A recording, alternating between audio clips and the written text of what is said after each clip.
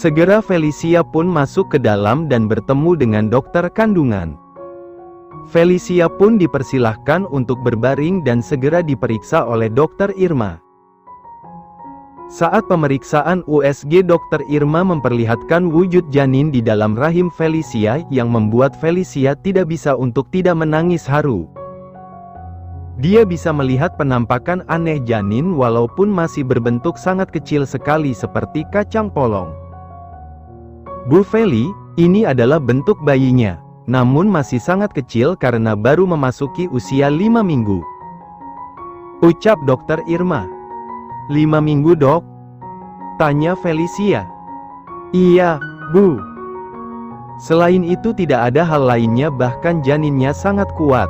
Mungkin nanti saat lahir bayinya akan sangat kuat dan tangguh, Bu." Ucap dokter Irma dengan nada menggoda. "Iya, baik, terima kasih dok." Setelah pemeriksaan, dokter Irma pun memberikan vitamin agar menguatkan kandungan Felicia dan juga obat-obat agar Felicia tidak mual lagi karena efek dari hamil mudanya. "Terima kasih, dok." Felicia pamit pergi meninggalkan ruangan dokter Irma dan segera menuju ke apotek rumah sakit untuk menebus obat dan juga vitaminnya. Setelah selesai memeriksakan kandungannya, dia pun segera kembali menuju ke rumah. Namun saat dalam perjalanan, Felicia melihat ada Mang Ujang, penjual bakso yang menggoda selera. Dengan berat hati Felicia pun memesan bakso tersebut, mungkin karena efek dari kehamilannya. "Mang Ujang, baksonya 3 ya?" ucap Felicia memesan bakso kepada Mamang Ujang. "Baik Neng Feli cantik," ucap Mang Ujang penjual bakso, kemudian dia segera membuatkan bakso untuk Felicia yang kebetulan warungnya masih sepi. Setelah beberapa saat bakso pesanan Felicia pun jadi, segera Felicia membayar bakso tersebut agar dia segera bisa menyantap makanan tersebut. "Berapa Mang?" tanya Felicia tentang harga baksonya.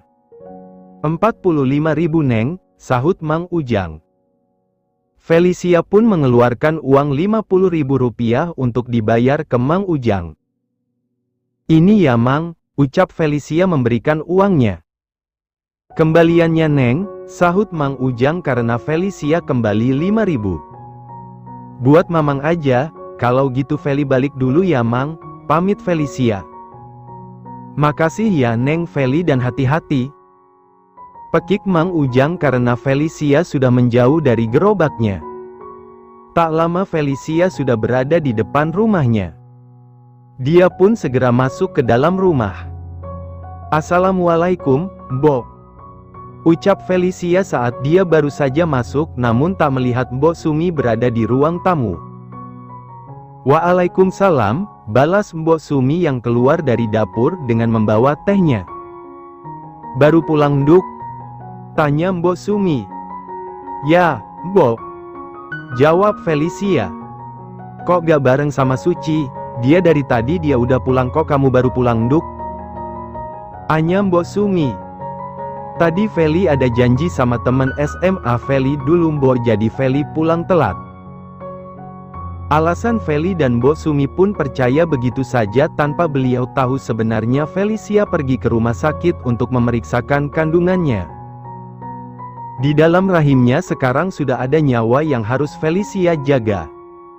"Mbok, ini Felicia beliin baksonya Mang Ujang, pasti enak," sahut Felicia mengalihkan pembicaraan agar Mbok Sumi tidak bertanya terus soal kemana perginya Felicia tadi. "Tumben Nduk kamu beli bakso, emangnya kamu ada uang?" tanya Mbok Sumi. "Mbok tenang aja, kalau untuk beli bakso aja ya ada dong Mbok," balas Felicia. Felicia pun mengambil 2 mangkok untuknya dan juga Mbok Sumi. Saat membuka bungkusan baksonya, Mbok Sumi sedikit bingung karena di sana ada 3 bakso sedangkan di rumah ini hanya ada 2 orang, terus yang satu lagi untuk siapa? Batin Mbok Sumi. "Nduk, ini ada 3 bakso, yang satu untuk siapa?"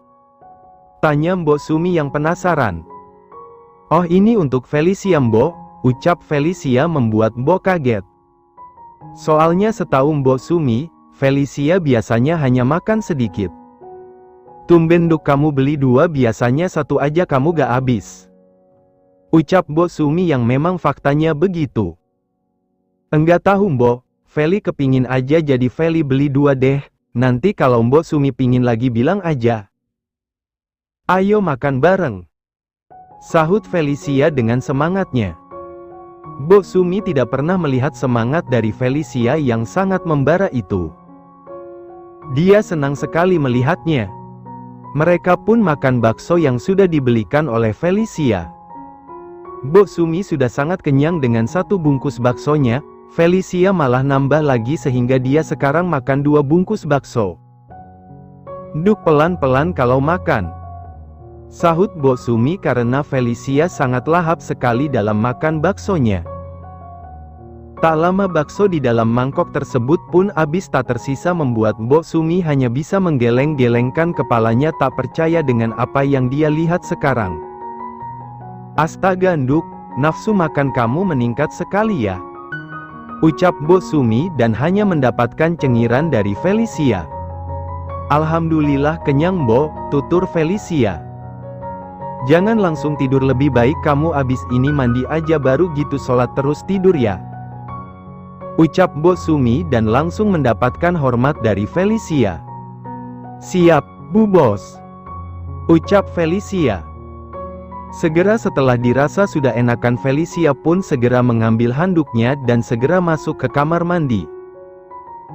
Sedangkan Felicia yang tidak sadar kalau tasnya sekarang ini tertinggal di ruang tamu, Mbok Sumi berencana untuk menyimpan tas tersebut di kamar Felicia.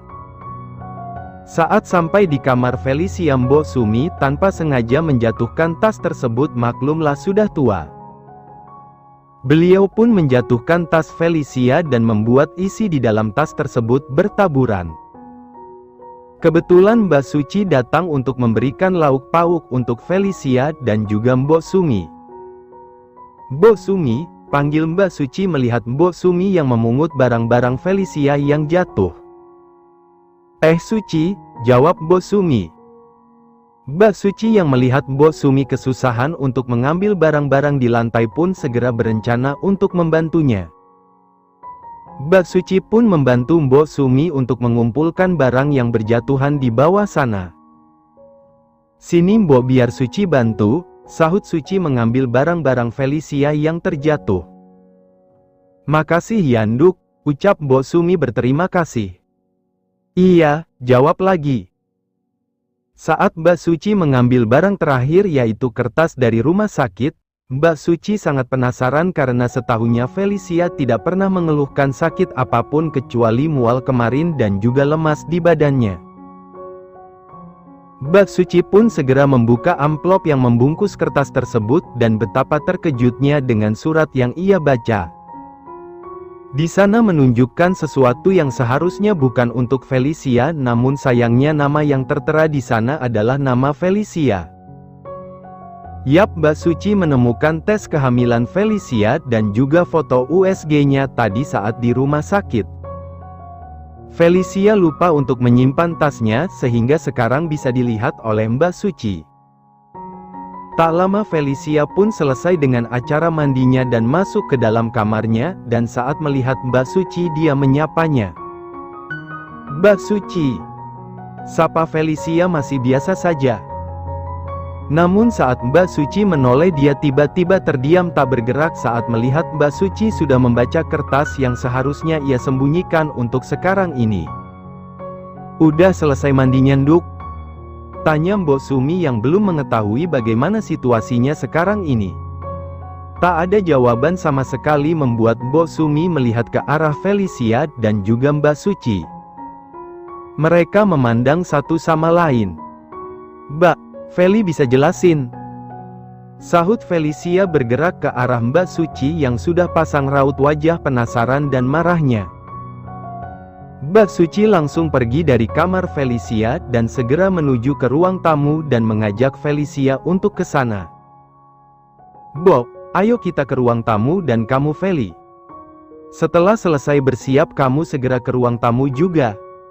Sahut Mbak Suci meninggalkan kamar Felicia. Felicia pun terdiam namun langsung bersiap dan mengganti pakaiannya. Setelah itu dia pun segera menuju ke ruang tamu. Di sana Mbak Suci dan Bosumi sudah menunggunya. Saat Felicia datang raut wajah Mbak Suci langsung berubah, dia menunjukkan tampang garangnya. Felicia pun duduk di depan Mbak Suci dan juga Bosumi. Dia seperti sedang disidang oleh mereka berdua, namun Bosumi masih belum sadar ada masalah apa. "Apa ini?" tanya Mbak Suci dengan nada marahnya dan melempar kertas dan juga hasil USG ke meja depannya. "Bosumi, Mbak Suci, Felicia minta maaf," ucap Felicia. Dia sudah tidak bisa membela dirinya lagi karena dia memang salah dan berhak untuk dimarahi ataupun dihukum. "Ada apa, Nduk?" tanya Bosumi bingung karena Felicia malah tiba-tiba meminta maaf tanpa tahu apa salahnya. "Feli, lihat Mbak," bentak Mbak Suci yang sudah tidak bisa mengontrol emosinya. Felicia hanya menundukkan kepalanya saja. "Suk, jangan keras-keras kalau ngomong. Kamu ini kenapa sih kok Feli langsung kamu bentak kayak gitu?" sahut Bosumi tak terima jika sang anak dibentak seperti itu. "Bo tanya saja sama Felicia hal apa yang sudah ia lakukan," sahut Mbak Suci dengan emosi. "Ada apa, Nduk?" tanya Bosumi. Felicia tidak menjawab dan hanya menangis saja. "Jawab kalau Bosumi tanya," sahut Mbak Suci. "Bo, maafin Feli. Sebenarnya Feli sekarang ini sedang hamil," ucap Felicia membuat Bosumi diam seketika dan merasa kaku pada tubuhnya. Mendengar hal ini sungguh tidak pernah Bosumi harapkan sekarang ini. "Astaga Nduk, kenapa bisa?" tanya Bosumi dengan air mata yang sudah mengalir deras. Mereka pun saling diam satu sama lain. Bosumi terus menangis dan merasa tak percaya dengan Felicia yang sedang hamil padahal dia belum punya suami. "Siapa ayahnya?" tanya Mbak Suci. Suci menahan emosinya karena menurutnya tidak baik jika menggunakan emosi karena pasti ini juga berat untuk Felicia. "Feli, Mbak Suci tanya siapa ayahnya?" tanya Mbak Suci, namun Felicia hanya diam saja dan menggelengkan kepalanya. Dia tidak ingin memberitahukan kepada Mbak Suci dan juga Bosumi tentang identitas ayah bayinya. "Kenapa kamu tidak ngomong, Nduk?" sahut Bosumi. "Feli gak mau bahas itu Mbak, Bo," sahut Felicia. Mereka pun paham pasti berat untuk Felicia hingga dia tidak mau membahas soal ayah sang jabang bayi. "Berapa minggu?" tanya Mbak Suci mengalihkan pembicaraan. 5 minggu, jawab Felicia. "Apa? 5 minggu?" ucap Mbak Suci kaget dengan perkataan Feli. "Sudah Nduk, ini semuanya sudah terjadi, jadi lebih baik sekarang kita rawat saja ya kandungan kamu hingga bayi ini lahir," ucap Bosumi yang sudah menerima keadaan karena bagaimanapun ini semuanya sudah terjadi. "Bo, Suci mau ngomong sama Feli berduaan boleh?" "Izin Mbak Suci, ia sangat ingin berbicara dengan rekan kerja, tetangga dan juga orang yang sudah ia anggap sebagai adiknya ini." "Iya, Nduk," jawab Bosumi. Mbak Suci pun membawa Felicia ke kamar Feli untuk berbicara empat mata dengannya. Mereka berbicara dari hati ke hati, mengutarakan semua isi hati yang belum bisa Felicia ungkapkan tadi karena ada Bosumi. Setelah mengunci pintu, Mbak Suci pun segera membawa Felicia untuk duduk di tepi ranjang dan memegang tangan Felicia dan saling memandang satu sama lain. "Feli, Mbak tahu kamu menyembunyikan sesuatu kepada Mbak Suci." "Bukan begitu Mbak, tapi Felicia belum siap untuk mengatakan yang sebenarnya," ucap Felicia dengan air mata yang sudah mengalir lagi deras seperti air terjun. "Siapa ayahnya?" tanya Mbak Suci lagi. Felicia mau tidak mau pun memberitahukan kepada Mbak Suci tentang siapa asal-usul ayah dari jabang bayi yang sedang ia kandung sekarang ini. Pak Ziko.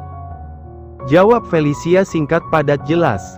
Namun Mbak Suci yang mendengarkan hal itu pun terkejut bukan main. Bahkan dia sudah menganga mendengar siapa ayah dari bayi yang berada di perut Felicia.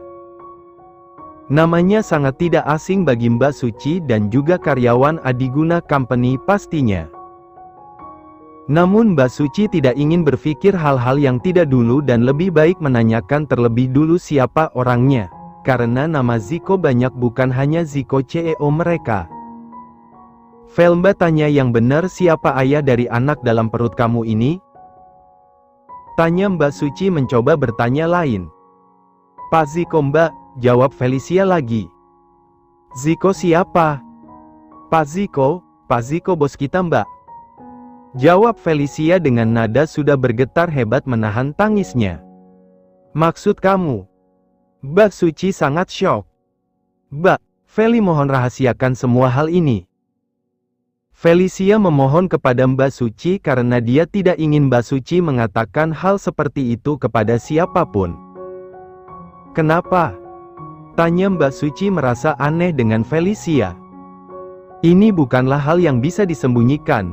Bagi Mbak Suci bosnya itu harus tahu bahwa sekarang ini Felicia sedang hamil anaknya. Pak Ziko waktu itu sedang dalam pengaruh alkohol, jadi beliau tidak sadar dengan apa yang sudah ia lakukan. Tutur Felicia dengan air mata yang terus saja menangis. Jadi maksud kamu Pak Ziko tidak ingat bahwa dia sudah meniduri kamu? Pekik Mbak Suci. Iya, Mbak. Jawab Felicia. Jadi Pak Ziko juga tidak tahu kalau kamu adalah orang yang sudah ia tiduri? Tanya Mbak Suci dan mendapatkan anggukan dari Felicia. Feli, anak kamu butuh pengakuan dari ayahnya. Dia tidak bisa selamanya hidup tanpa ayahnya Vel, kamu harus sadar itu. Ucap MBK Suci. Mbak, Feli sadar akan hal itu, tetapi bagaimana jika Pak Ziko dan keluarga tak mau menerima anak ini? Dan bagaimana jika mereka ingin menggugurkan kandungan ini karena bisa saja ini menjadi aib untuk keluarga mereka yang terpandang MBK? Pekik Felicia dengan air matanya yang tambah deras saja saat memikirkan hal tersebut. Mbak Suci tahu bagaimana kebimbangnya untuk memberitahukan atau tidak tentang kehamilannya kepada ayah sang bayi. Mbak Suci pun membawa Felicia ke dalam pelukannya. Nasib sang adik sangat malang sekali, dia sudah ditinggal mati oleh orang tuanya tetapi sekarang malah harus hamil di luar nikah. Terus bagaimana rencana kamu selanjutnya Vel? Kamu gak mungkin akan tetap diam saja bukan? Orang-orang kantor juga pasti akan segera tahu dengan kehamilan kamu kalau perut kamu sudah membesar. Sahut MBK Suci. Felicia berencana untuk mengundurkan diri Mbak dan mencari pekerjaan lainnya. Aku juga berencana untuk mencari tempat tinggal baru Mbak, karena jika aku dan juga Mbok Sumi tetap berada di sini maka bisa dipastikan akan banyak gunjingan yang akan kami dapatkan.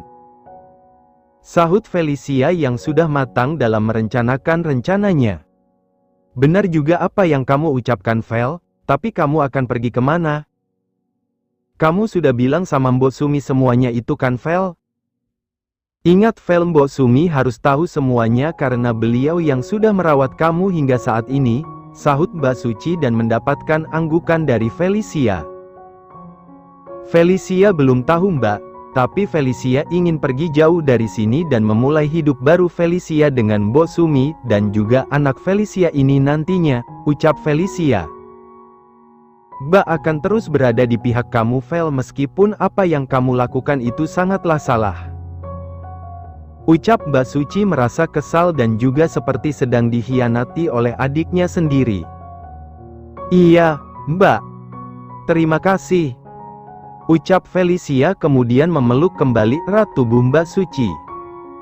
Mbak Suci pun mengusap lembut rambut Felicia dengan kasih sayang layaknya kakak dengan adiknya. Felicia sudah ia anggap sebagai adik, jadi saat Felicia tertimpa musibah seperti ini Mbak Suci juga ikut sedih.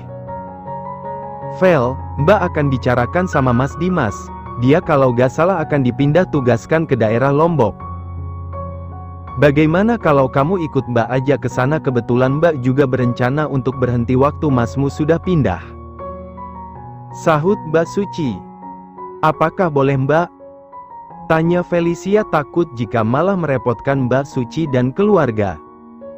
Kamu itu ya kayak sama siapa aja. Mas Dimas juga pasti senang karena Amanda bakalan ada temannya. Kamu kan tahu kalau Mbak masih mau nunda buat nambah anak lagi. Jadi saat kami di sana nanti Amanda bisa main sama anak kamu, Vel, sahut Mbak Suci antusias.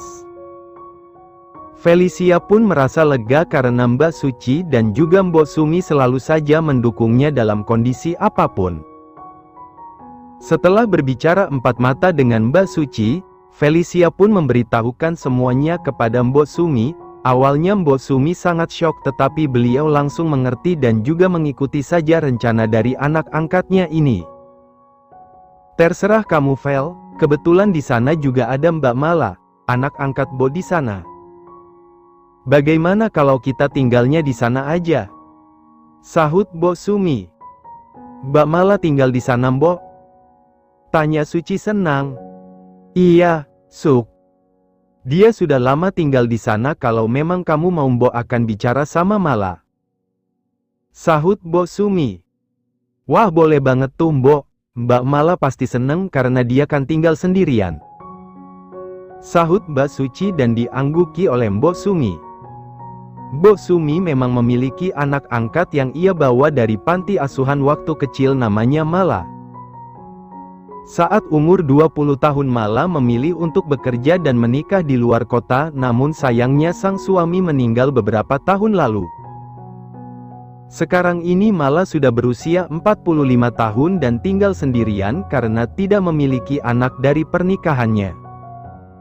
Tapi Mbok, kalau Felicia pindah bagaimana dengan hutang ayah dan ibu yang masih perlu beberapa juta lagi? Sahut Felicia. Vel, bagaimana kalau kamu jual saja rumah ini terus hasilnya baru kamu kasih ke rentenir yang menagih hutang ayah kamu? Mbak yakin kalau uang menjual rumah ini bakalan cukup. Untuk sisanya bisa untuk hidup kamu beberapa bulan di Lombok. Sahut Mbak Suci, dan menurut Felicia itu juga bukan hal yang buruk. Felicia pun segera melihat ke arah Mbok Sumi, karena bagaimanapun Mbok Sumi lah yang tinggal dengannya selama ini, jadi Felicia tidak boleh gegabah dengan mengambil keputusan sendiri tanpa berunding.